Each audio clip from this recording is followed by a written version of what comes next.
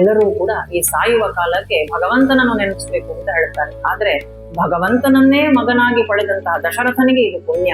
ಯಾಕೆ ಮಗನನ್ನೇ ನೆನೆಸಿ ಸತ್ತಿದ್ರೂ ಕೂಡ ಅವನಿಗೆ ಆ ಪರಬ್ರಹ್ಮನ ಪ್ರಾಪ್ತಿ ಆಯಿತು. ಯಾಕಂದ್ರೆ ಭಗವಂತನನ್ನೇ ಮಗನಾಗಿ ಪಡೆದಿದ್ದ, ಮಗನನ್ನು ನೆನೆಸಿ ಸತ್ರು ಕೂಡ ಅವನಿಗೆ ಆ ಒಂದು ಸುಖ ಪ್ರಾಪ್ತಿ ಆಯಿತು ದಶರಥನಿಗೆ.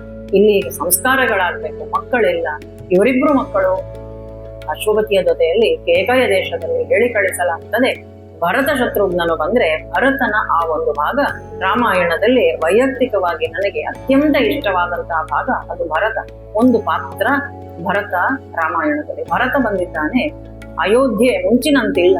ಯಾಕೆ ಎಲ್ಲಿಯೂ ಕೂಡ ಸಂತೋಷ ಇಲ್ಲ, ಸಡಗರ ಇಲ್ಲ, ತಳಿರು ತೋರಣಗಳಿಲ್ಲ, ರಂಗವಲ್ಲಿ ಇಲ್ಲ, ಕಿಲಕಿಲ ನಾದವಿಲ್ಲ, ಮಕ್ಕಳ ಆಟ ಇಲ್ಲ, ಅಂಗಡಿ ಮುಂಗಟ್ಟುಗಳಿಲ್ಲ, ಯಾವುದೂ ಇಲ್ಲ. ಏನಾಗಿದೆ ಅಯೋಧ್ಯೆಗೆ ಬಂದು ನೋಡಿದ್ರೆ ಹಿರಿಯರೆಲ್ಲ ಯಾರ್ಯಾರು ಬಿಟ್ಟು ಹೋಗಿದ್ದಾರೆ ಅವರೆಲ್ಲರ ಚಿತ್ರಪಟಗಳನ್ನು ಹಾಕಿದ್ದಲ್ಲಿ ದಶರಥನ ಆ ಒಂದು ಚಿತ್ರವನ್ನು ನೋಡುತ್ತಾನೆ. ದಶರಥನ ಶರೀರವನ್ನು ತೈಲದಲ್ಲಿ ಇರಿಸಿದ್ರು ಅಂತ ಕೊಡ್ತಾರೆ. ಇನ್ನು ಸಂಸ್ಕಾರ ಆಗಬೇಕು, ಮಗ ಬರ್ಬೇಕಷ್ಟೇ, ಬರುವಲ್ಲಿವರೆಗೆ. ಯಾಕಂದ್ರೆ ಆ ಪ್ರಯಾಣ ದೀರ್ಘ ಕಾಲದ್ದು, ಹಾಗಾಗಿ ಎಣ್ಣೆಯಲ್ಲಿ ಇಟ್ಟಿದ್ರಂತೆ. ಒಂದು ತಂದೆಯ ಚಿತ್ರಪಟವನ್ನು ನೋಡಿ, ತಾಯಿಯಂದಿರ ಅವಸ್ಥೆಯನ್ನು ನೋಡಿ ನಿಮಗೆ ಗೊತ್ತಾಗ್ತದೆ ತಂದೆ ಅಸುನೀಗಿದ್ದಾನೆ, ರಾಮ ಎಲ್ಲಿ ಅಂತ ಕೇಳುವಾಗ ಈ ರೀತಿ ಪರಿಸ್ಥಿತಿ. ಆವಾಗ ಭರತನ ಆ ಒಂದು ಕೋಪ ತನ್ನ ತಾಯಿಯ ಮೇಲೆ, ತಾಯಿಯನ್ನು ಜರಿತಾನೆ, ಇನ್ನೇನು ಅವಳನ್ನು ಕೊಲ್ಲಬೇಕು ಅಂತ ಹೋಗ್ತಾನೆ. ಆದ್ರೆ ವಸಿಷ್ಠರು ಹೇಳುತ್ತಾರೆ, ನಿನ್ನ ತಾಯಿಯನ್ನು ನೀನು ಕೊಂದ್ರೆ, ನಿನ್ನ ತಾಯಿಗೆ ಕಟು ನುಡಿಗಳನ್ನು ಆಡಿದ್ರೆ ನಿನ್ನನ್ನು ರಾಮ ಇಷ್ಟಪಡ್ಲಿಕ್ಕಿಲ್ಲ.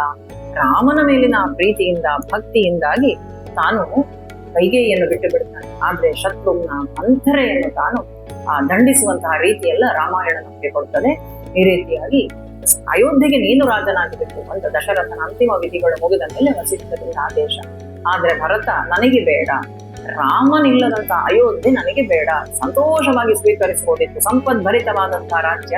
ಆದ್ರೆ ಈ 4 ಜನರ ಬಾಂಧವ್ಯ ಹೇಗಿತ್ತು ಅಂತ ಹೇಳಿದ್ರೆ ನನಗೆ ಬೇಡ ಅಯೋಧ್ಯೆ, ರಾಮನಿಲ್ಲದ ಅಯೋಧ್ಯೆ ನನಗೆ ಬೇಡ, ನಾನು ರಾಮನನ್ನು ಕರ್ಕೊಂಡು ಬರ್ತೇನೆ, ಅಲ್ಲಿ ಎಲ್ಲಿ ಹೋಗಿದ್ದಾನೋ ಅಲ್ಲಿ ಹುಡುಕಿಕೊಂಡು ಬನ್ನಿ, ಸಕಲ ಸಿದ್ಧತೆಗಳನ್ನು ಮಾಡಿ ಅಂತ ಹೇಳ್ತಾ ನೇರವಾಗಿ ಭರತ ಬಂದು ಚಿತ್ರಕೂಟ. ಎಲ್ಲ ತಾಯಂದಿರು ಬಂದಿದ್ದಾರೆ. ಕೈಕೇಯಿ ಈಗಾಗಲೇ ಪಶ್ಚಾತ್ತಾಪ ಪಡ್ತಾ ಇದ್ದಾಳೆ. ನೇರವಾಗಿ ಚಿತ್ರಕೂಟಕ್ಕೆ ಬಂದು ದಾರಿ ಉದ್ದಕ್ಕೂ ತಾನು ಅಳ್ತಾ ಬರುವಂತದ್ದು ಭರತ. ಮಧ್ಯದಲ್ಲಿ ಅವನಿಗೆ ಗುಹನ ಭೇಟಿ. ಗುಹ ಸಂಶಯ ಪಡ್ತಾನೆ ಭರತನ ಬಗ್ಗೆ. ಕೊಲ್ಲಿಕ್ಕೆ ಹೋಗ್ತಾ ಇದ್ದಿ ರಾಮನ, ಯಾಕೆ ತಾನು ಮಾಡದ ತಪ್ಪಿಗೆ ತಾನು ಶಿಕ್ಷೆಯನ್ನು ಅನುಭವಿಸ್ತಾ ಇದ್ದಾನೆ ಭರತ. ಆಂತರ್ಯದಲ್ಲಿ ಅವನು ಶುದ್ಧನೇ, ಒಳ್ಳೆಯವನೇ. ಆದ್ರೂ ಕೂಡ ಕೆಟ್ಟ ತಾಯಿಯ ಹೊಟ್ಟೆಯಲ್ಲಿ ಹುಟ್ಟಿದ್ರಿಂದಾಗಿ ಅವನು ಕೂಡ ಕೆಟ್ಟ ಮಾತುಗಳನ್ನು, ಈ ಸಂಶಯಕ್ಕೆಲ್ಲ ತಾನು ಪಾತ್ರನಾಗಬೇಕಾಗ್ತದೆ. ಈ ರೀತಿಯಾಗಿ ಭಾರದ್ವಾಜ ಋಷಿಗಳ ಆಶ್ರಮವನ್ನು ಸಂಪರ್ಕಿಸ್ತಾನೆ. ಅಲ್ಲಿಗೂ ಬಂದು ಚಿತ್ರಕೂಟಕ್ಕೆ ಹೋದವನು ರಾಮಚಂದ್ರ ಸ್ವಾಮಿ. ಇವನೂ ಕೂಡ ಭಾರದ್ವಾಜರನ್ನು ಸಂದರ್ಶಿಸಿ ಚಿತ್ರಕೂಟಕ್ಕೆ ಬರುವಂಥದ್ದು. ಚಿತ್ರಕೂಟಕ್ಕೆ ಬಂದಾಗ ನೋಡ್ತಾನೆ ಇಲ್ಲಿ ಇರಬಹುದು ಅಂತ. ಆ ಸಂದರ್ಭದಲ್ಲಿ ಲಕ್ಷ್ಮಣನಿಗೆ ಈ ರಾಮ ಲಕ್ಷ್ಮಣರು ಚಿತ್ರಕೂಟದಲ್ಲಿ ಏನು ಇದ್ದಾರೆ ತಮ್ಮ ಆ ಒಂದು ಆಶ್ರಮದಲ್ಲಿ ದೂರದಿಂದ ಎಲ್ಲ ಧೂಳು ಹೇಳುವಂಥದ್ದು ಕಾಣ್ತಾ ಉಂಟು. ಆಕಾಶದಲ್ಲೆಲ್ಲ ಧೂಳು ವ್ಯಾಪಿಸಿದೆ, ಯಾರ್ದೋ ಸೈನ್ಯ ಬರ್ತಾ ಉಂಟು. ಲಕ್ಷ್ಮಣ ಮರಕ್ಕೆ ಹತ್ತಿ ನೋಡಿದ್ರೆ ಧ್ವಜದಿಂದ ಗುರುತು ಹಿಡಿತಾನೆ, ಅಯೋಧ್ಯೆಯ ಸೈನ್ಯ ಬರ್ತಾ ಉಂಟು. ಹಾಗಾದ್ರೆ ಭರತ ಬಂದಿದ್ದಾನೆ, ಇಲ್ಲಿಯೂ ನಮ್ಮನ್ನು ಇರ್ಲಿಕ್ಕೆ ಬಿಡೋದಿಲ್ಲ, ಸುಮ್ಮನೆ ವಧಿಸ್ಲಿಕ್ಕಾಗಿ ಬಂದಿದ್ದಾನೆ, ಯುದ್ಧಕ್ಕೆ ಬಂದಿದ್ದಾನೆ ಅಂತ ಲಕ್ಷ್ಮಣ ಅಂದ್ರೆ ಕೋಪ. ಅದು ನಿಗಿ ನಿಗಿ ನಿಗಿ ಕೆಂಡ. ಲಕ್ಷ್ಮಣ ರಾಮನ ಹಾಗೆ ಅಲ್ಲ, ಲಕ್ಷ್ಮಣನಿಗೆ ಬಹಳ ಕ್ರೋಧ. ಇಲ್ಲಿ ತಂದೆಗೆ ಜರದು ಹೋಗಿದ್ದಾನೆ ಅವನು. ಅಪ್ಪನ ಮಾತನ್ನು ಕೇಳಬೇಕು ಅಂತಿಲ್ಲ. ಅಪ್ಪ ಆದ್ರೆ ಮಾತಾಡುವಂಥದ್ದು ತಪ್ಪು ಮಾತು. ಅಮ್ಮನಿಗೆ ಒಂದು ಹೆಣ್ಣಿನ ಮಾತಿಗೆ ತಾನು ಬೆಲೆ ಕೊಟ್ಟು ಹೀಗೆ ಮಾಡ್ತಾನೆ, ನಾವು ಯಾಕೆ ಕಾಡಿಗೆ ಹೋಗ್ಬೇಕು, ವಧಿಸ್ತೇನೆ ಅಂತ ಲಕ್ಷ್ಮಣ ಹೋಗಿದ್ದ. ಆದ್ರೆ ಲಕ್ಷ್ಮಣನನ್ನು ಶಾಂತ ಸ್ಥಿತಿಗೆ ತರುವಂತಹ ಆ ಒಂದು ಸಾಮರ್ಥ್ಯ ಇದ್ದದ್ದು ಅಣ್ಣನಾದಂತಹ ರಾಮನಿಗೆ ಮಾತ್ರ. ಕ್ರೋಧದಿಂದ ಕುದೀತಿದ್ದಂತಹ ಲಕ್ಷ್ಮಣನ ಕೋಪವನ್ನು ತಗ್ಗಿಸಿ, ಭರತ ಆಗಲ್ಲ, ಒಂದೇ ತಂದೆಯಿಂದ ಜನಿಸಿ ಬಂದವರು ನಾವು, ಅವನು ಬರ್ಲಿ. ಭರತ ಹೇಗೆ ಬಂದಿದ್ದಾನೆ, ಚಿತ್ರಕೂಟದ ಆ ಬೆಟ್ಟದ ಬುಡದಲ್ಲಿ ಸಮಸ್ತ ತನ್ನ ಸೈನ್ಯವನ್ನು ನಿಲ್ಲಿಸಿ ಪಾದುಕೆಯನ್ನು ಅಲ್ಲಿಯೇ ಬಿಟ್ಟು ದಡದಡನೆ ಆ ಕಲ್ಲು ಮುಳ್ಳಿನಲ್ಲಿ ಕೂಡ ಓಡಿಕೊಂಡು ಬರ್ತಾನೆ. ರಾಮನನ್ನು ಕಂಡು ಆ ರಾಮನ ಪಾದ ಧೂಳಿಯಲ್ಲಿ ಬಿದ್ದು ಹೊರಳಾಡ್ತಾನಂತೆ ಭರತ. ಅಯೋಧ್ಯೆಗೆ ಮರಳಿದ ಅಂತ ರಾಮನು ಭರತನು ತಬ್ಬಿಕೊಂಡ ತಂದು ಪ್ರೇಮಾಶ್ರುವುಕಿ ನದಿಯಾಗಿ ಹರಿದಂತು, ಸೀಮೆಯನ್ನು ಮುಟ್ಟಿದಲ್ಲ ಬಾಂಧವ್ಯ ಸೌಂದರ್ಯ, ಕ್ಷೇಮವದು ಜೀವಕ್ಕೆ ಮಂಕುತಿಮ್ಮ ಅಂತ ಡಿ.ವಿ.ಜಿ ಅವರು ಆ ಗುರು ಪರಸ್ಪರ ಆಪ್ಪಿಕೊಂಡು ಅಳುವಂಥದ್ದು. ರಾಮನಿಗೆ ಗೊತ್ತುಂಟು ಭರತನ ಮನಸ್ಥಿತಿ ಹೇಗೆ ಅಂತ. ತನ್ನ ತೊಡೆಯಲ್ಲಿ ಕುತ್ಕೊಳಿಸಿದ್ದಾನಂತೆ ತಮ್ಮನನ್ನು. ಒಂದೇ ದಿನದ ವ್ಯತ್ಯಾಸ ಇರುವಂತದ್ದು 4 ಮಕ್ಕಳಿಗೂ ಕೂಡ ತೊಡೆಯಲ್ಲಿ ಕುತ್ಕೊಳಿಸಿ ಅವನನ್ನು ಆಲಂಗಿಸಿ ನೆತ್ತಿಯನ್ನು ಆಘ್ರಾಣಿಸಿ, ನಾವು ಚಿಕ್ಕವರನ್ನು ಮಾಡುವಂಥದ್ದು ಆ ರೀತಿಯಾಗಿ ಅವನನ್ನು ಮೈ ಸವರಿ ಮರಳಿ ಹೋಗು ಅಂತ. ಅವನಿಲ್ಲ. ಆಕಾಶದಲ್ಲಿ ಎಲ್ಲ ದೇವಾನು ದೇವತೆಗಳು ಉಪಸ್ಥಿತರಾಗ್ತಾರಂತೆ. ಸಮಸ್ತ ಅಯೋಧ್ಯೆ ಸೈನ್ಯ ಬಂದಿದೆ. ರಾಮನನ್ನು ಕರ್ಕೊಂಡು ಹೋಗ್ಲಿಕ್ಕೆ ಅಂತ. ದಶರಥನೇ ಧನ್ಯ ಅಂತ ಮಹರ್ಷಿಗಳ, ಸಪ್ತ ಋಷಿಗಳ, ದೇವಾನುದೇವತೆಗಳ ಉದ್ಗಾರ. ಯಾಕಂದ್ರೆ ಅಂತಹ ಮಕ್ಕಳನ್ನು ಪಡೆದಿದ್ದು ಆ ಮಾತೃ ಭಕ್ತಿ ಆಗಿತ್ತು ಅಂತ. ದಶರಥನ ಇಲ್ಲದ, ರಾಮನೂ ಇಲ್ಲದ ಅಯೋಧ್ಯೆ ಭರತನಿಗೆ ಬೇಡವಾಗಿದೆ. ಅದು ಬರೇ ಮಣ್ಣು, ನಾನಲ್ಲಿ ಇರುವುದಿಲ್ಲ ಅಂತ ಭರತ ತೀರ್ಮಾನ ಮಾಡಿದ್ದಾನೆ. ಅಲ್ಲಿಗೆ ಬರುವುದೇ ಇಲ್ಲ, ನಾನು ಹೋಗುವುದಿಲ್ಲ ಅಯೋಧ್ಯೆಗೆ, ನಾನು ನಿನ್ನ ಜೊತೆಗೆ ವನವಾಸ ಅಂತ. ಕೊನೆಗೆ ಅಲ್ಲಿ ಕೂತ್ಕೊಂಡು ಬಿಡ್ತಾನಂತೆ, ಪ್ರಾಯೋಪವೇಶ ಮಾಡ್ತೇನೆ, ಸತ್ತು ಹೋಗ್ತೇನೆ ನಾನು ಅನ್ನ ನೀರಿಲ್ಲದೆ ಅಂತ. ಕೊನೆಗೆ ಅವನ ಮನ ಒಲಿಸಿ ರಾಮ ತಾನು ಬರುವುದಿಲ್ಲ, ಪಿತೃವಾಕ್ಯ ಪರಿಪಾಲನೆಯಾಗಿ 14 ವರ್ಷಗಳ ನಂತರವೇ ಬರ್ತೇನೆ ಅಂತ ಇವನ ಮನ ಒಲಿಸಿ ಭರತನನ್ನು ಹಿಂದೆ ಕಳುಹಿಸುವಂತಹ ಸಂದರ್ಭ. ತಾಯಿಯಂದು ಬಂದಿದ್ದಾರೆ, ಅವರನ್ನೂ ಎಲ್ಲ ಸಂತೈಸಿಸಿ ಭರತ ಹಿಂದೆ ಹೋಗ್ಬೇಕಾದ್ರೆ ಬರುವಾಗಲೇ ಭರತ ದಶರಥ ಹಾಕ್ತಾ ಇದ್ದಂತಹ ಸುವರ್ಣ ಪಾದುಕೆಗಳನ್ನು ತೆಗೆದುಕೊಂಡು ಬಂದಿದ್ದ. ನಾವು ತಿಳಿತೇವೆ ರಾಮನ ಕಾಲಿಗಿದ್ದದ್ದು ಒಂದೇ ಪಾದುಕೆ, ಅದನ್ನು ಕೂಡ ಇವನು ಹೊತ್ತುಕೊಂಡು ಹೋದ ಅಂತ. ಅವನು ರಾಮನ ಕಾಲಲ್ಲಿದ್ದ ಪಾದುಕೆಯನ್ನು ಕೊಂಡೋಗ್ಲಿಲ್ಲ, ಬರುವಾಗಲೇ ತೆಗೆದುಕೊಂಡು ಬಂದಿದ್ದ ರಾಜವಂಶದವರು ಹಾಕ್ತಾ ಇದ್ದಂತಹ ಪಾದುಕೆ. ಅದರ ಮೇಲೆ ರಾಮಚಂದ್ರ ಸ್ವಾಮಿ ಕಾಲನ್ನಿಟ್ಟು ಈ ಪಾದುಕೆ ರಾಮನನ್ನು ಹೊರಬಲ್ಲುದಾದ್ರೆ ಸಮಸ್ತ ಅಯೋಧ್ಯೆಯನ್ನು ಹೊರಬಲ್ಲುದು ಅಂತ ಹೇಳುವಂತಹ ತೀರ್ಮಾನದಲ್ಲಿ ಆ ಪಾದುಕೆಯನ್ನು ತಲೆಯ ಮೇಲಿಟ್ಟು ಅಲ್ಲಿಂದ ತಾನು ತುಂಬಿದ ಕಣ್ಣುಗಳಿಂದ ಅಶ್ರುಗಳನ್ನು ಸುರಿಸ್ತಾ ಭರತ ಮರಳಿ ಹೋಗುವಂಥದ್ದು. ಹೀಗೆ ಭರತ ಮರಳಿ ಹೋಗುವ ತೀರ್ಮಾನವನ್ನು ಮಾಡ್ತಾರೆ. ಇಲ್ಲೆಲ್ಲ ಕಗ್ಗದ ಸಾಲುಗಳು, ನೀವು ಕಗ್ಗವನ್ನು ಕೇಳಿದವರೇ ಆಗಿದ್ದೀರಿ. ಮಂಕುತಿಮ್ಮನ ಕಗ್ಗದಲ್ಲಿ ರಾಮಾಯಣದ ಅನೇಕ ಪದ್ಯಗಳು ಮಂಕುತಿಮ್ಮನ ಕಗ್ಗದಲ್ಲಿ ಅಲ್ಲಿ ಹೇಳ್ತಾರೆ, ರಾಮನೂ ಭರತನೂ ತಪ್ಪಿಕೊಂಡಂತಂದು ನಾವಿವತ್ತು ಕೇಳಿದೆವು. ಅದೇ ರೀತಿಯಾಗಿ ಪರಬ್ರಹ್ಮನೇ ರಘುವರನು, ಭಗವಂತನೇ ರಘುವರ, ಧರೆಯೇ ಕೋಸಲ, ಭರತನೊಳು ಅನುಪಾಲನ ಕ್ರಿಯ ನಾವು, ಅರಸನೋಳಿಗ ನಮ್ಮ ಸಂಸಾರದ ಆಡಳಿತ, ಹರುಷದಲ್ಲಿ ಸೇರಿಸಲು ಮಂಕುತಿಮ್ಮ ಅಂತ ಡಿವಿಜಿಯವರು. ನಾವೆಲ್ಲರೂ ಭರತನ ಹಾಗೆ, ಭಗವಂತನೇ ಶ್ರೀರಾಮಚಂದ್ರನಾಗಿ ನಮ್ಮನ್ನೆಲ್ಲರನ್ನೂ ಕೂಡ ಇಲ್ಲಿಗೆ ಕಳುಹಿಸಿಕೊಟ್ಟಿದ್ದಾನೆ. ನಾವು ಭಗವಂತ ಕೊಟ್ಟಂತಹ ಊಳಿಗವನ್ನು ಮಾಡುವಂತವರು ನಾವು. ಭರತ ಹೇಗೆ ರಾಮನ ಪಾದುಕೆಯನ್ನು ಕೊಂಡೋಗಿ ಆ ಅಯೋಧ್ಯೆ ರಾಮನದ್ದು ಅದನ್ನು ಇವನು ಹೇಗೆ ಊಳಿಗ ಮಾಡ್ತಾ ನೋಡ್ಕೊಳ್ತಾನೋ, ಹಾಗೆ ಭಗವಂತ ಕಳಿಸಿದಂತಹ ನಾವು ಅವನು ಕೊಟ್ಟಂತಹ ಕೆಲಸವನ್ನು ಇಲ್ಲಿ ಮಾಡ್ತಾ ಇದ್ದೇವೆ. ಭಗವಂತನ ಊಳಿಗ ಮಾಡ್ತಾ ಇದ್ದೇವೆ ನಾವು. ಅವನು ನಮ್ಗೆ ಕೊಟ್ಟಂತಹ ಈ ಊಳಿಗದ ಕೆಲಸವನ್ನು ಹರುಷದಲ್ಲಿ ಸೇರಿಸಲು ಮಂಕುತಿಮ್ಮ ಅಂತ ಒಬ್ಬೊಬ್ಬರಿಗೂ ಒಂದೊಂದು ವಿಧವಾದಂತಹ ಕರ್ಮಗಳನ್ನು, ಕರ್ತವ್ಯಗಳನ್ನು ಕೊಟ್ಟು ಭಗವಂತ ಕಳಿಸಿದ್ದಾನೆ. ಅದರಲ್ಲಿ ನನಗೆ ಯಾಕೆ ಹೀಗೆ, ನನಗೆ ಯಾಕೆ ಹೀಗೆ ಅಂತ ಇಲ್ಲದೆ ಆ ಭಗವಂತ ಕೊಟ್ಟಂತಹ ಕರ್ತವ್ಯವನ್ನು ಊಳಿಗ ಅಂತ ತಿಳ್ಕೊಂಡು ಮಾಡುವಂಥದ್ದೇ ಶ್ರೇಷ್ಠ ಅಂತ ಡಿವಿಜಿಯವರು ರಾಮಾಯಣವನ್ನು ಅಲ್ಲಿ ತಂದುಕೊಂಡು ಮಂಕುತಿಮ್ಮನ ಕಗ್ಗದಲ್ಲಿ ತಾವು ಹೇಳ್ತಾರೆ. ಈ ರೀತಿಯಾಗಿ ಮರಳಿ ಹೋಗಿದ್ದಾನೆ ಭರತ. ತಾನು ಅಯೋಧ್ಯೆಗೆ ಹೋಗುವುದಿಲ್ಲ, ಅಯೋಧ್ಯೆಗಿಂತ ಹೊರಗೆ ತಾನು ಆಶ್ರಮವನ್ನು ಕಟ್ಟಿಕೊಂಡು ನಂದಿಗ್ರಾಮ ಅಂತ ಹೇಳುವಂತಹ ಪ್ರದೇಶ, ಅಲ್ಲಿ ತಾನು ವಾಸ ಮಾಡುತ್ತಾನೆ. ನನ್ನ ಅಣ್ಣ ಕಾಡು ಪಾಲಾಗಿದ್ದಾನೆ, ನಾನು ಸುಪ್ಪತ್ತಿಗೆಯಲ್ಲಿ ಮಲಗುವುದಿಲ್ಲ ಅಂತ ಅಲ್ಲಿ ಒಂದು ಸಿಂಹಾಸನವನ್ನು ಧರಿಸಿ ಅದರ ಮೇಲೆ ರಾಮ ಯಾವ ಪಾದುಕೆಯ ಮೇಲೆ ಪಾದವನ್ನು ಇಟ್ಟಿದ್ನೋ ಆ ಪಾದುಕೆಯನ್ನು ಅಲ್ಲಿ ಇಟ್ಟು ತಾನು ನೆಲದಲ್ಲಿ ಹೊಂಡ ತೋಡಿ ರಾಮ ಭೂಮಿಯಲ್ಲಿ ಮಲಗ್ತಾನೆ. ನಾನು ರಾಮನಿಗಿಂತ ಕೆಳಗೆ, ಭೂಮಿಯಿಂದಲೂ ಕೆಳಗೆ ಮಲಗ್ತೇನೆ ಅಂತ ಹೊಂಡದಲ್ಲಿ ಮಲಗ್ತೇನೆ. ಅವನ ತ್ಯಾಗ ಆ ಮಟ್ಟಿನದ್ದಾಗಿ. ಈ ರೀತಿಯಾಗಿ ಭರತ ಬಂದು ನಂದಿಗ್ರಾಮದಲ್ಲಿ ತಿಳಿಸಿದ್ದಾನೆ. ರಾಮ ಲಕ್ಷ್ಮಣರು ಚಿತ್ರಕೂಟದಲ್ಲಿದ್ದಾರೆ. ಚಿತ್ರಕೂಟ ಬಿಟ್ಟು ಹೋಗುವ ತೀರ್ಮಾನವನ್ನು ರಾಮ ಮಾಡ್ತಾನೆ. ಯಾಕಂದ್ರೆ ಇಲ್ಲಿ ಇನ್ನೂ ಅಯೋಧ್ಯೆಯ ವಾಸನೆ ಉಂಟು, ಅಯೋಧ್ಯೆಯ ಜನ ಬಂದು ಹೋಗಿದ್ದಾರೆ. ಹಾಗಾಗಿ ಇಲ್ಲಿಂದ ಬಿಟ್ಟು ಹೋಗ್ತೇನೆ ಅಂತ ಚಿತ್ರಕೂಟದಿಂದ ಮುಂದೆಗೆ ಬರುವಂಥದ್ದು. ಚಿತ್ರಕೂಟದಿಂದ ಮುಂದೆಗೆ ಬಂದು ಅಲ್ಲಿ ಅನೇಕ ರಾಕ್ಷಸರು ಸಿಗುವಂಥದ್ದು ನಾವು ನೋಡ್ತೇವೆ. ಕಬಂದ ಬಾಹು ಅಂತ ಹೇಳುವಂತಹ ಒಬ್ಬ ರಾಕ್ಷಸ, ವಿರಾಧ ಅಂತ ಹೇಳುವಂತಹ ರಾಕ್ಷಸ, ಆ ರಾಕ್ಷಸನನ್ನೆಲ್ಲ ವಧಿಸಿ ಮತ್ತೆ ಮುಂದೆ ಬರ್ತಾರೆ. ಅತ್ರಿ ಅನಸೂಯರ ಆಶ್ರಮಕ್ಕೆ ಬರ್ತಾರೆ. ಅನಸೂಯ ದೇವಿಯಿಂದ ಸೀತಾಮಾತೆಗೆ ಅನೇಕ ಆಭರಣಗಳು ಕೊಡಲ್ಪಡ್ತದೆ, ಮುತ್ತೈದೆಯಾದಂತಹ. ಹೀಗೆ ಕಾಷಾಯ ವಸ್ತ್ರ ಧರಿಸಿಕೊಂಡು ಕಾವಿ ವಸ್ತ್ರದಲ್ಲಿ ಕಾಡಲ್ಲಿ ನಾರುಮಡಿಯನ್ನು ತೆಗೆದುವುದಲ್ಲ, ಈ ಆಭರಣಗಳನ್ನೆಲ್ಲ ಹಾಕುವಂತ ಸತಿ ಅನಸೂಯ ಕೊಟ್ಟಂತ ಆಭರಣಗಳನ್ನು ಧರಿಸಿ ಮುಂದೆಗೆ ಬರುವಂಥದ್ದು ಸೀತಾಮಾತೆ. ಸುತೀಕ್ಷ್ಣರು, ಶರಭಂಗರು ಅಂತ ಹೇಳುವಂತಹ ಋಷಿಗಳ ಭೇಟಿಯಾಗ್ತದೆ. ಸುತೀಕ್ಷ್ಣರು ಹೇಳ್ತಾರೆ, ಇಲ್ಲಿಂದ ಮುಂದೆ ಹೋಗಿ ನಿಮ್ಗೆ ಪಂಚವಟಿ ಅಂತ ಹೇಳುವಂತಹ ಪ್ರದೇಶ ಸಿಗ್ತದೆ. ಪಂಚವಟಿ ಅತ್ಯಂತ ಸುಂದರವಾದಂತಹ ಪ್ರದೇಶ, ಆದ್ರೆ ಜಿಂಕೆಗಳು ಬಹಳ ಮೋಹಿಸ್ತದೆ ಅಂತ. ಮುಂದೆ ನಡೆಯುವಂತಹ ಸೂಕ್ಷ್ಮ ಇವರಿಗೆ ಗೊತ್ತಿತ್ತು, ಪರೋಕ್ಷ ಜ್ಞಾನಿಗಳಾದಂತಹ ಋಷಿಗಳಿಗೆ ಅದೆಲ್ಲ ಗೊತ್ತುಂಟು, ಸೂಕ್ಷ್ಮವಾಗಿ ತಿಳಿಸ್ತಾರೆ. ಶರಭಂಗರಿಗೆ ಈಗಾಗಲೇ ಸ್ವರ್ಗದಿಂದ ವಿಮಾನ ಬಂದಿದೆ ಅವರನ್ನು ಕರ್ಕೊಂಡು ಹೋಗ್ಲಿಕ್ಕೆ, ಆದ್ರೆ ರಾಮ ಬರ್ತಾ ಇದ್ದಾನೆ ಅಂತ. ರಾಮದರ್ಶನ ಸ್ವರ್ಗಕ್ಕಿಂತಲೂ ಮಿಗಿಲಾದದ್ದು ಅಂತ ರಾಮದರ್ಶನಕ್ಕಾಗಿ ತಾವು ಕಾಯ್ತಾ ಇದ್ದಾರೆ. ಶ್ರೀರಾಮಚಂದ್ರ ಸ್ವಾಮಿಯನ್ನು ನೋಡಿ ರಾಮನ ಸಮ್ಮುಖದಲ್ಲೇ ವಿಮಾನವನ್ನೇರಿ ಸ್ವರ್ಗಕ್ಕೆ ಹೋಗುವವರು ಶರಭಂಗ ಋಷಿಗಳು. ಈ ರೀತಿ ಶರಭಂಗ, ಸುತೀಕ್ಷ್ಣರು, ಅಗಸ್ತ್ಯರ ತಮ್ಮ ಅಗಸ್ತ್ಯರು ಇವರೆಲ್ಲರನ್ನು ಭೇಟಿಯಾಗಿ ಮುಂದೆ ಭಗವಂತ ಹೋಗಿ ನೆಲೆಸುತ್ತಂದು ಪಂಚವಟಿ, ಗೋದಾವರಿ ನದಿಯ ತೀರದಲ್ಲಿ ಪಂಚವಟಿಯಲ್ಲಿ ತಾನು ನೆಲೆಸ್ತಾನೆ. ಜಟಾಯುವಿನ ಭೇಟಿಯಾಗ್ತದೆ. ಜಟಾಯು ಗೊತ್ತು ನಿಮಗೆ, ದಶರಥನ ಸ್ನೇಹಿತ ಗೃಧ್ರರಾಜ ಜಟಾಯು, ಗರುಡನಿಗಿಂತಲೂ ದೊಡ್ಡ ಜಾತಿಯ ಒಂದು ಪಕ್ಷಿ. ನಾನು ನಿಮ್ಮ ಆಶ್ರಮದಲ್ಲಿ ಇರ್ತೇನೆ, ನೀವು ಯಾರೂ ಇಲ್ಲದಿದ್ದಾಗ ಸೀತೆಯ ರಕ್ಷಣೆಯನ್ನು ಮಾಡುತ್ತೇನೆ ಅಂತ ಹೇಳಿ ಜಟಾಯು ಅಲ್ಲಿ ಬಂದಿದ್ದಾನೆ. ಇವರ ಜೊತೆಯಲ್ಲೇ ಇರ್ತಾನೆ, ಅಲ್ಲಿ ಚಿಕ್ಕ ಪುಟ್ಟ ಸಹಾಯಗಳನ್ನು ಮಾಡ್ತಾನೆ. ಹೀಗೆ ಇರಬೇಕಾದ್ರೆ ಒಂದು ದಿನ ಶೂರ್ಪಣಕಿ ಬರುವಂತದ್ದು ನಮಗೆ ರಾಮನನ್ನು ನೋಡಿ ಮೋಹಿಸ್ತಾಳೆ. ಹಾಗೂ ಲಕ್ಷ್ಮಣನಾದ್ರೂ ಆಗಬಹುದು ಅಂತ ಲಕ್ಷ್ಮಣನ ಬಳಿಗೆ ಬರ್ತಾಳೆ. ರಾಮ ಹೇಳ್ತಾನೆ, ಕೃತದಾರೋಹಂ ಅಕೃತದಾರ, ಅವನ ಬಳಿಯಲ್ಲಿ ಪತ್ನಿ ಇಲ್ಲ, ನೀನು ಅವನ ಹತ್ರ ಹೋಗು, ನನಗೆ ಸೀತೆ ಇದ್ದಾಳೆ. ಆದ್ರೆ ರಾಮ ಲಕ್ಷ್ಮಣರು ಇವಳನ್ನು ವಿವಾಹವಾಗಲಿಕ್ಕೆ ಒಪ್ಪದೇ ಇದ್ದಾಗ ಮೂಗುಗಳ ಕಿವಿಯನ್ನು ಕತ್ತರಿಸಿ ಕಳುಹಿಸಿ ಬಿಡ್ತಾನೆ ಲಕ್ಷ್ಮಣ. ಅವಳು ಸೀತೆಯನ್ನೇ ಕೊಲ್ಲಿಕ್ಕೆ ಹೋಗ್ತಾಳೆ. ಇವಳಿಂದಾಗಿ ತಾನೇ ರಾಮ ಬರುವುದಿಲ್ಲ ನನ್ನ ಬಳಿಗೆ, ನನ್ನನ್ನು ಒಪ್ಪಿಕೊಳ್ತಿಲ್ಲ, ನಾನು ಸೀತೆಯನ್ನು ಕೊಲ್ತೇನೆ. ಆ ಸಂದರ್ಭದಲ್ಲಿ ಅವಳನ್ನು ವಿರೂಪಗೊಳಿಸಿ ಕಳುಹಿಸ್ತಾನೆ ಲಕ್ಷ್ಮಣ. ಹೀಗೆ ಬಂದಂತಹ ಶೂರ್ಪಣಕಿ ಅಲ್ಲಿ ಆ ಅರಣ್ಯದಲ್ಲಿ ರಾಕ್ಷಸರಿದ್ದಾರೆ, ಆಕೆಯ ಅಣ್ಣಂದಿರು ಖರದೂಷಣರು, ಅವರ ಬಳಿಯಲ್ಲಿ ಹೇಳ್ತಾಳೆ, ಈ ರೀತಿ ಪರಿಸ್ಥಿತಿ ಮಾಡಿದ್ದಾರೆ, ಸುಂದರಿಯಾದಂತಹ ಸ್ತ್ರೀ ಇದ್ದಾಳೆ, ಇಬ್ಬರು ರಾಜಪುರುಷರಿದ್ದಾರೆ, ಕ್ಷತ್ರಿಯರು, ಖರದೂಷಣರ ಯುದ್ಧಕ್ಕಾಗಿ ರಾಮನ ಜೊತೆಯಲ್ಲಿ ಬರುವಂಥದ್ದು. ಇವಾಗ ರಾಮ ಏಕಾಂಗಿಯಾಗಿ ಹೋರಾಡುವುದು ಲಕ್ಷ್ಮಣನ ಹತ್ರ, ಸೀತೆಯನ್ನು ಕರೆದುಕೊಂಡು ಹೋಗಿ ಗುಹೆಯಲ್ಲಿ ಕುಳಿತುಕೋ ಅಂತ ಹೇಳ್ತಾನೆ.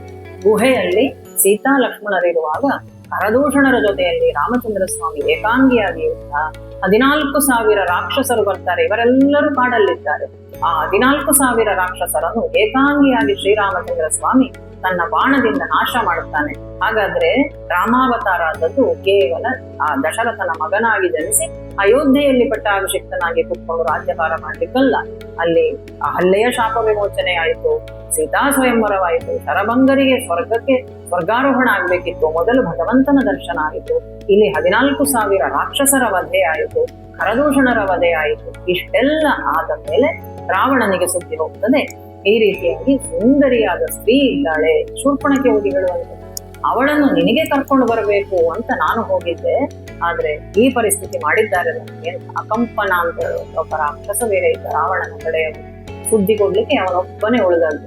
ರಾವಣನಿಗೆ ಎಲ್ಲ ಸುದ್ದಿ ಮುಟ್ಟುತ್ತದೆ. ಸ್ತ್ರೀ ಅಂತ ಹೇಳುವಾಗ ಅವನ ಮನಸ್ಸು ವಿಚಲಿತಗೊಂಡಿದ್ದು, ನಾನು ಪಡಿಬೇಕು ಸುಂದರಿಯಾದ ಸ್ತ್ರೀ ಅಂತ ಹೇಳುವಾಗ ಮಾರೀಚನನ್ನು ಕಳಿಸ್ತಾರೆ.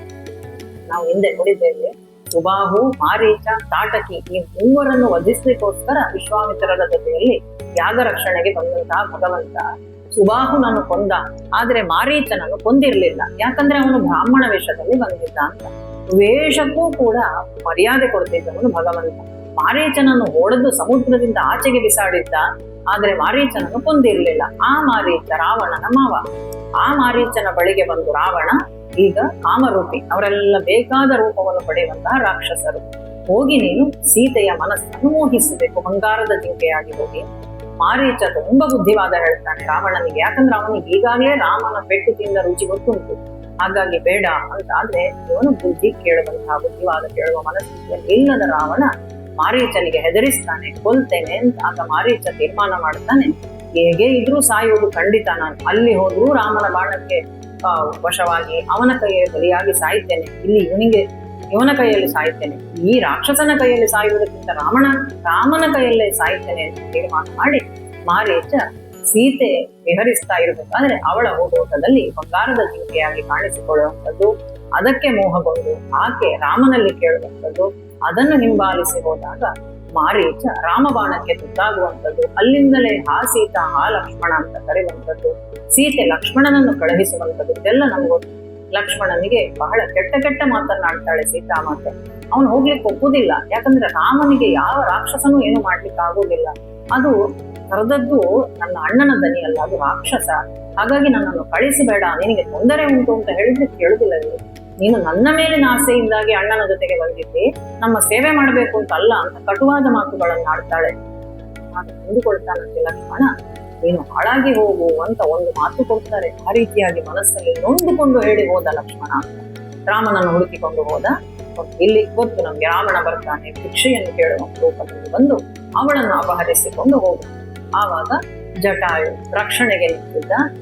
ಎಲ್ಲಾ ಚೆಲ್ಲಾಪಿಲ್ಲಿಯಾಗಿ ಬಿದ್ದಿದೆ, ಅವಳ ಬಳೆಗಳಿರ್ಬೋದು, ಆಭರಣಗಳು ಎಲ್ಲವೂ ಅಲ್ಲಿ ಬಹಳ ಹೋರಾಡ್ತಾಳೆ ಸೀತೆ. ಆದ್ರೆ ರಾವಣನ ಬಲದ ಮುಂದೆ ಅವಳ ಶಕ್ತಿ ಸ್ಥೈರ್ಯ ಸಾಕಾಗುವುದಿಲ್ಲ. ತೆಗೆದುಕೊಂಡು ಹೋಗಿದ್ದಾನೆ, ಅಪಹರಣ ಆಗಿದೆ. ಜಟಾಯು ತಡಿಲಿಕ್ಕೆ ಪ್ರಯತ್ನ ಮಾಡ್ತಾನೆ, ವೃದ್ಧನಾದಂತಹ ಜಟಾಯು.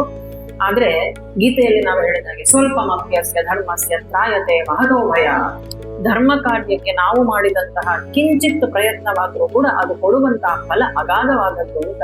ಆ ಜಟಾಯುವಿಗೆ ಗೊತ್ತಿತ್ತು ನನಗೆ ಸಾಧ್ಯ ಇಲ್ಲ ರಾವಣನನ್ನು ತಡಿಲಿಕ್ಕೆ ಅಂತ, ಆದ್ರೆ ತನ್ನ ಜೀವವನ್ನು ಉಳಿಸಿಕೊಳ್ಬೇಕು ಅಂತ ಮರದಲ್ಲಿ ಅಡಗಿ ಕೂತ್ಕೊಳ್ಳಿಲ್ಲ. ಇದು ರಾಮ ಕಾರ್ಯ, ಹಾಗಾಗಿ ಈ ಕಾರ್ಯಕ್ಕೆ ಧರ್ಮ ಕಾರ್ಯ ನನ್ನಿಂದ ಆದಷ್ಟು ಪ್ರಯತ್ನವನ್ನು ನಾನು ಮಾಡ್ತೇನೆ ಅಂತ ತನ್ನನ್ನು ತಾನು ಅದಕ್ಕೆ ಕೊಟ್ಟುಕೊಂಡಿದ್ದಾನೆ. ರಾವಣನ ಆ ಶಕ್ತಿ ಪರಾಕ್ರಮನ ಮುಂದೆ ಜಟಾಯುವೇನು ಕಡಿಮೆ ಹೋರಾಡಲಿಲ್ಲ. ಆದ್ರೂ ಕೂಡ ವೃದ್ಧಾಪ್ಯ ಇರುವುದರಿಂದಾಗಿ ಸಾಧ್ಯವಾಗುವುದಿಲ್ಲ. ಘಾಸಿಗೊಂಡು ಕೆಳಗೆ ಬಿದ್ದು ಬಿಡುತ್ತಾನೆ ಜಟಾಯು. ಸೀತಾಪಹರಣ ಆಗ್ತದೆ.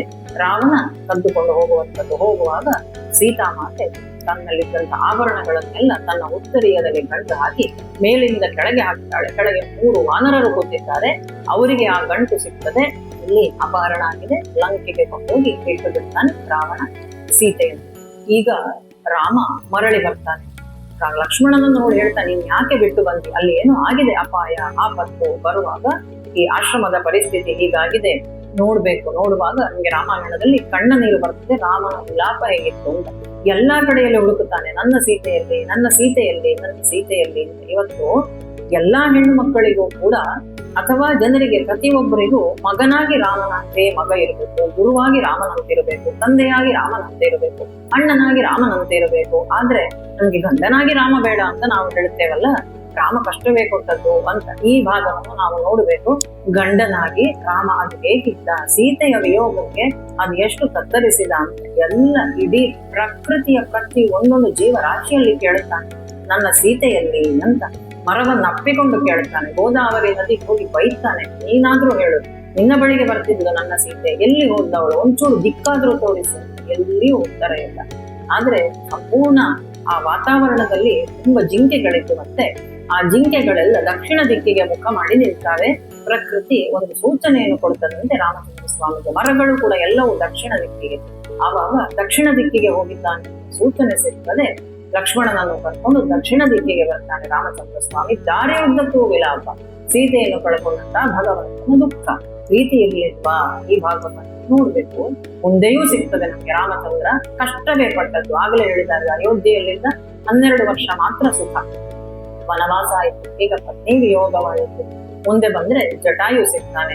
ಜಟಾಯುವನ್ನು ತನ್ನ ಕಾಲಲ್ಲಿ ತೊಡೆಯಲ್ಲಿ ಮಲಗಿಸಿಕೊಂಡು ಭಗವಂತ ಕೇಳುವಾಗ ಜಟಾಯು ಹೇಳ್ತಾನೆ, ಈ ರೀತಿಯಾಗಿ ದಕ್ಷಿಣ ದಿಕ್ಕಿಗೆ ಹೋಗಲಾಗಿದೆ. ರಾವಣ ಅಂತ ಹೇಳಿ, ದಕ್ಷಿಣ ರಾವಣ ಅಂತ ಹೇಳಿ ಆ ಪ್ರಾಣಿ ಅಲ್ಲಿ ಹಸು ನೀಡ್ತದೆ, ಆ ಪಕ್ಷಿ. ಆವಾಗ ಭಗವಂತ ತನ್ನ ತಂದೆ ಸತ್ತು ಹೋದದ್ದಕ್ಕಿಂತಲೂ ಹೆಚ್ಚು ದುಃಖ ಪಡ್ತಾನೆ. ಇಲ್ಲಿ ಭರತನ ಬಾಯಿಯಿಂದ ದಶರಥ ಇಲ್ಲವಾದದ್ದನ್ನು ಕೇಳಿದ್ದಾನೆ. ಆ ದಶರಥನಿಗೆ ತರ್ಪಣಾದಿಗಳನ್ನು ಕೊಟ್ಟಿದ್ದಾನೆ. ಆದ್ರೆ ಇಲ್ಲಿ ದಶರಥ ನನ್ನನ್ನು ಬಿಟ್ಟು ಹೋದದಕ್ಕಿಂತಲೂ ಹೆಚ್ಚಿನ ದುಃಖವಾಗಿದೆ ನನಗೆ ಅಂತ ಪಕ್ಷಿ ಅಂತ ನೋಡ್ಲಿಲ್ಲ. ಆ ಪಕ್ಷಿಗೂ ಕೂಡ ತಾನು ಅಂತ್ಯ ಸಂಸ್ಕಾರವನ್ನು ಮಾಡಬೇಕಾದಂತಹ ಎಲ್ಲ ಕ್ರಿಯಾಭಾಗಗಳನ್ನು ಕೂಡ ಹೇಗೆ ಮನುಷ್ಯರಿಗೆ ಮಾಡ್ತಾರೋ ಹಾಗೆ ವೃದ್ಧರಾಜನಾದಂತಹ ಆ ಜಟಾಯುವಿಗೆ ಮಾಡಿ ತನ್ನ ಕೃತಜ್ಞತೆಯನ್ನು ಸೂಚಿಸಿ ತಾನು ಮುಂದೆ ಹೋಗ್ತಾನೆ. ತನ್ನ ಕಷ್ಟವೇ ದೊಡ್ಡದು ಅಂತ ತಾನಿಲ್ಲಿ ತಿಳ್ಕೊಳ್ಳಿಲ್ಲ. ನನಗೆ ಹೆಂಡತಿಯನ್ನು ಹುಡುಕಬೇಕು, ನಾನು ಹೋಗ್ತೇನೆ, ನೀನು ಇಲ್ಲಿ ಪಕ್ಷಿ ಇಲ್ಲಿ ಅಂತ ಬಿಟ್ಟು ಹೋಗ್ಲಿಲ್ಲ. ಅದಕ್ಕೆ ಸಂಸ್ಕಾರಗಳನ್ನೆಲ್ಲ ಯಥೋಚಿತವಾಗಿ ಮಾಡಿ ಭಗವಂತ ಈ ಜಟಾಯುವಿನಿಂದ ಬೀಳ್ಕೊಂಡು ಮುಂದೆ ಹೋಗುವಂಥದ್ದು.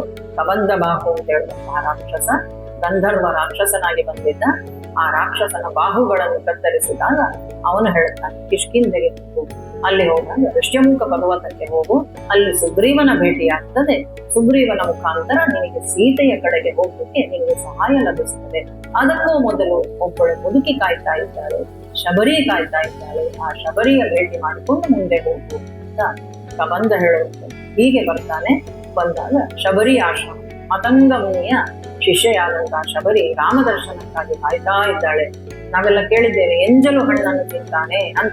ಆದ್ರೆ ರಾಮಾಯಣದಲ್ಲಿ ಕೊಡ್ತಾರೆ, ಆಕೆ ಒಣಗಿಸಿ ಇಟ್ಟಿದ್ದಂತೆ. ಎಲ್ಲಾ ಸೀಸನ್ ನಲ್ಲಿ ಯಾವೆಲ್ಲ ಹಣ್ಣು ಸಿಗ್ತದೋ ಅದನ್ನೆಲ್ಲ ಒಣಗಿಸಿ ಡ್ರೈ ಫ್ರೂಟ್ಸ್ ಮಾಡಿ ಯಾವಾಗ ರಾಮ ಬರ್ತಾನೆ ಅಂತ ಕಾಲಿಟ್ಟಿದ್ದವಳು ಶಬರಿ. ಬೇಡರ ಕುಲದ ಆ ಹೆಣ್ಣು ಮಗಳವಳು.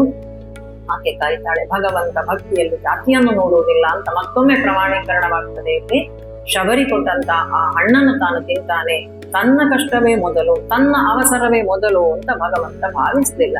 ತಾನಿಲ್ಲಿ ಆ ಹಣ್ಣನ್ನು ಸ್ವೀಕಾರ ಮಾಡ್ತಾನೆ. ಅವಳು ಕೊಟ್ಟದ್ದನ್ನು. ಕೌಸಲ್ಯನ್ನು ಬಿಟ್ಟು ಎಷ್ಟು ದಿನವಾಯಿತು, ನನ್ನ ಆ ಅಮ್ಮನ ಕೈತುತ್ತು ತಿಂದಂತೆ ಭಾಸವಾಯಿತು ಅಂತ ಆಕೆಗೆ ಅನುಗ್ರಹಿಸಿ ಆಕೆ ರಾಮನ ಮುಂದೆಯೇ ತಾನು ಆ ಊರ್ಧ್ವಲೋಕಕ್ಕೆ ತಾನು ಹೋಗುವಂಥದ್ದು, ಮೋಕ್ಷಕ್ಕೆ ಪ್ರಾಪ್ತಳಾಗ್ತಾಳೆ.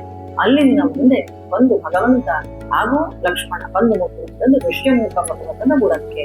ಇಲ್ಲಿಗೆ ಕಿಷ್ಕಿಂಧ ಕಾಂಡದ ಮುಕ್ತಾಯವಾಗುತ್ತದೆ. ಅಲ್ಲಿಗೆ ಬಂದು ಮುಟ್ಟಿದಾಗ ಅಲ್ಲಿ ಭೇಟಿಯಾಗುವಂಥದ್ದು ಆಂಜನೇಯ. ದೂರದಿಂದ ನೋಡ್ತಾ ಇದ್ದಾನೆ ಸುಗ್ರೀವ ಋಷ್ಯಮುಖ ಪರ್ವತದ ಮೇಲಿನಿಂದ ತಾನು ಕೆಳಗೆ ಬಾಗಿ ನೋಡ್ತಾನೆ. ಯಾರೋ ಬರ್ತಾ ಇದ್ದಾರೆ ಇಬ್ಬರು. ವಾಲಿಯಿಂದ ಭಯಗೊಂಡು ಸುಗ್ರೀವ ಬಂದು ಅಲ್ಲಿ ಕೂತಿದ್ದ. ವಾಲಿ ಯಾರನ್ನೋ ಕಳುಹಿಸಿರ್ಬೇಕು ಅಂತ. ಇಬ್ರು ಬರ್ತಾ ಇದ್ದಾರೆ, ಕ್ಷತ್ರಿಯರಾಗಿ ಕಾಣ್ತಾರೆ, ಶರೀರದ ವರ್ಣನೆ ಎಲ್ಲ ಕೊಡ್ತಾರೆ ರಾಮಚಂದ್ರನದ್ದು. ಯಾರು ಅಂತ ಹೋಗಿ ತಿಳ್ಕೊಂಡು ಬಾ ಅಂತ ಆಂಜನೇಯನನ್ನು ಕಳಿಸ್ತಾರೆ. ಇದು ರಾಮಾಂಜನೇಯರ ಪ್ರಥಮ ಭೇಟಿ. ಆಂಜನೇಯ ತಾನು ವೇಷ ಬದಲಿಸಿಕೊಂಡು ಭಿಕ್ಷುವಿನ ರೂಪದಲ್ಲಿ ಬರ್ತಾನೆ. ಒಂದು ರಾಮನನ್ನು ನೋಡಿ ರಾಮನ ಮೊದಲಿಗೆ ಮಾತನಾಡುವುದಿಲ್ಲ, ಲಕ್ಷ್ಮಣನ ಬಳಿಯಲ್ಲಿ ಮಾತಾಡುವುದು ಆಂಜನೇಯ. ಇವನ ಆ ಮಾತು ಹೇಗಿತ್ತು, ಅತಿ ಜೋರು ಅಲ್ಲ, ಅತಿ ಸಣ್ಣ ವಾಯ್ಸು ಅಲ್ಲ, ಅಥವಾ ತೀರಾ ಉದ್ವೇಗದಲ್ಲಿಯೂ ಮಾತಾಡ್ತಾ ಇಲ್ಲ, ತೀರಾ ಕೆಳಮಟ್ಟದ ಸ್ವರದಲ್ಲಿಯೂ ಇಲ್ಲ. ಆ ಮಾತಿನ ಧಾಟಿಯೆಲ್ಲ ನೋಡ್ತಾ ರಾಮಚಂದ್ರನಿಗೆ ಬಹಳ ಪ್ರೀತಿ ಆಗ್ತದಂತೆ ಆಂಜನೇಯನನ್ನು ಆಯ್ಕೆ ಮಾಡಿಕೊಂಡಿದ್ದ. ನ ಋಗ್ವೇದ ಧುರೇಣ ನ ಯಜುರ್ವೇದ ಧಾರಿಣ. ಋಗ್ವೇದ ತಿಳಿಯದೆ ಯಜುರ್ವೇದ ಗೊತ್ತಿಲ್ಲದೆ ನ ಸಾಮವೇದ ವಿದೋಷಿತ ಶಕ್ಯ ಏವಂ ಪ್ರಭಾಷತೆ. ಸಾಮವೇದದಲ್ಲಿ ಋಗ್ವೇದವನ್ನು ಕಲಿಯದೆ ಯಜುರ್ವೇದ ಅಭ್ಯಾಸ ಮಾಡಿಕೊಳ್ಳದೆ ಸಾಮವೇದವನ್ನು ಕಲಿಯದೆ ಯಾರಿಗೂ ಕೂಡ ಈ ರೀತಿ ಮಾತಾಡ್ಲಿಕ್ಕೆ ಸಾಧ್ಯ ಇಲ್ಲ. ಯಾಕೆಂದ್ರೆ ಆಂಜನೇಯ ಎಲ್ಲವನ್ನು ತಿಳ್ಕೊಂಡಿದ್ದ. ಹಾಗಾಗಿ ಋಗ್ವೇದ ಪ್ರಣೀತಸ್ಯ ನ ಯಜುರ್ವೇದ ಧಾರಿಣ ನ ಸಾಮವೇದ ವಿದುಷಃ ಶಕ್ಯ ಏವಂ ಪ್ರಭಾಷತೆ ಅಂತ ಭಗವಂತ ಆರಿಸಿಕೊಳ್ಳದಿಲ್ಲ. ನಾವೆಲ್ಲ ಭಗವಂತನ ಅನುಗ್ರಹ ಪಡ್ಕೊಳ್ಬೇಕು ಅಂತ ಒದ್ದಾಡೋದು. ಆದ್ರೆ ಆಂಜನೇಯನಿಗೆ ಎಂಥ ಅನುಗ್ರಹ ಅಂತ ಹೇಳಿದ್ರೆ ಭಗವಂತನೇ ಅವನನ್ನು ತನ್ನ ಕಾರ್ಯಕ್ಕಾಗಿ ಇಲ್ಲಿ ಆರಿಸಿಕೊಂಡು ಬಿಟ್ಟಿದ್ದಾನೆ. ನೀವು ಯಾರು ಅಂತ ಕೇಳುವಾಗ ತಾನು ಯಾಕಾಗಿ ಬಂದಿದ್ದೇನೆ ಅಂತ ಸಂಪೂರ್ಣ ವಿವರವನ್ನು ಲಕ್ಷ್ಮಣನಿಂದ ಹನುಮಂತ ತಾನು ಗ್ರಹಿಸಿಕೊಳ್ತಾನೆ. ಹಾಗೂ ತನ್ನ ಮೂಲ ರೂಪವನ್ನು ತಾನು ತೋರಿಸಿಕೊಳ್ತಾನೆ. ಆಂಜನೇಯ ಹಾಗೂ ಶ್ರೀರಾಮಚಂದ್ರನ ಭೇಟಿ ಇಲ್ಲಿ ಆಗಿದೆ. ಆಂಜನೇಯ ರಾಮ ಲಕ್ಷ್ಮಣರನ್ನು ತನ್ನ ಭುಜದ ಮೇಲೆ ಕುಳ್ಳಿರಿಸಿಕೊಂಡು ತಾನು ಸುಗ್ರೀವನ ಬಳಿಗೆ ಹೋಗ್ತಾನೆ, ಋಷ್ಯಮುಖ ಪರ್ವತದ ಮೇಲೆ. ಇಲ್ಲಿ ರಾಮ ಸುಗ್ರೀವರ ಭೇಟಿಯಾಗುವಂಥದ್ದು. ಈ ಭಾಗ ಎಲ್ಲ ತುಂಬಾ ಉಂಟು. ಆದ್ರೆ ನೀವುಗಳೇ ರಾಮಾಯಣವನ್ನು ಓದಿ ಅಂತ ನಾನು ಹೇಳುವಂಥದ್ದು. ಅಲ್ಲಿ ನಮ್ಗೆ ಎಲ್ಲ ವಿಚಾರ ಸಿಗ್ತದೆ. ರಾಮಾಯಣ ಕಥೆ ಮಾತ್ರ ಅಲ್ಲ, ಅದು ಒಂದು ರೀತಿ ಜೀವನ ಮೌಲ್ಯವನ್ನು ಕಲಿಸಿಕೊಡುವಂಥದ್ದು.